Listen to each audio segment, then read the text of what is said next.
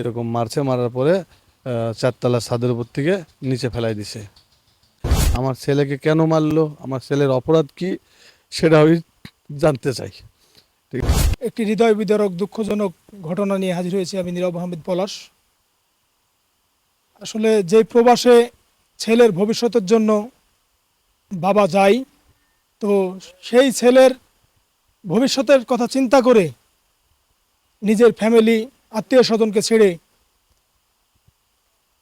যায়, সেই বাবা যখন শুনে যে তার সন্তান আর পৃথিবীতে নেই, এর থেকে কষ্ট আসলে আছে কিনা আমার জানা নেই। আসলে আপনি জানলেন কখন যে আমার ছেলে আর নেই?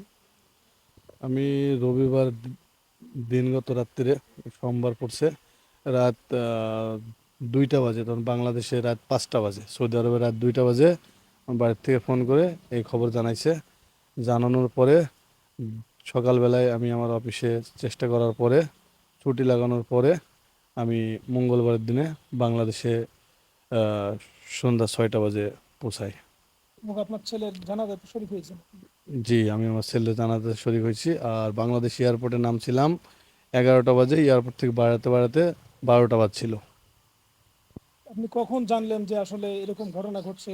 কে জানাইছে আপনাকে প্রথম? এটা জানাইছে আমার মা, কি বলছে? যে আমার ছেলে মারা গেছে।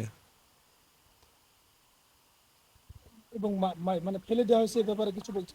না, তখন আমার মা এটা কিছু জানে না, বলে নাই কোনো কিছু। তারপর আমি আমার শ্বশুরবাড়ির লোকের কাছে ফোন দিই, আমার ওয়াইফের কাছে ফোন দিই। ওয়াইফ তো কথা বলতে পারে না। পরে আমার এক চাচা শ্বশুর, উনি আমার বলছে যে এরকম মারছে, মারার পরে চারতলা ছাদের উপর থেকে নিচে ফেলাই দিছে। এই পর্যন্ত আমি শুনছি।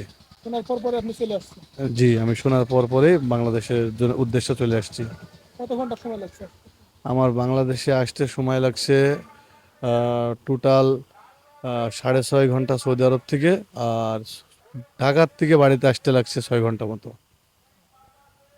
তো আপনি কি চাচ্ছেন সরকারের কাছে এখন? আমি এই সরকারের কাছে এটা সুষ্ঠু তদন্ত চাই, সুষ্ঠু বিচার চাই।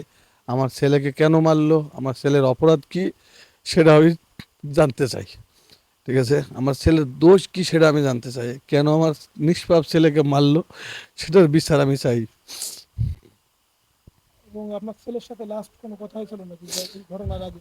এই ছেলের সাথে ঘটনা আগে আমি ঘটনার 2-3 দিন আগে ছেলেকে 40,000 টাকা দিয়ে মোবাইল কিনে দিছি। সেই সময় ছেলের সাথে কথা হয়েছিল।